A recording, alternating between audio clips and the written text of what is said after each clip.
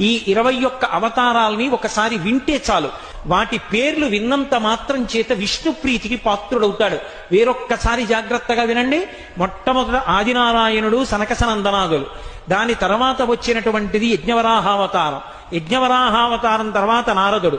నారదుడి తర్వాత నరనారాయణుడు. నరనారాయణుల తర్వాత వచ్చినటువంటిది కపిలావతారం. కపిలావతారం తర్వాత దత్తాత్రేయావతారం. దత్తాత్రేయావతారం తర్వాత యజ్ఞావతారం.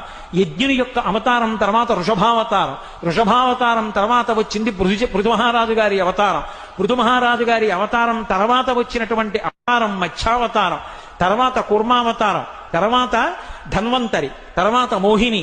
తర్వాత నరసింహుడు. తర్వాత వామనమూర్తి.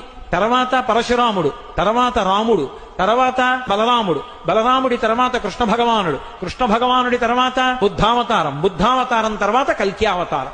ఏకకాలంలో 2 అవతారాలు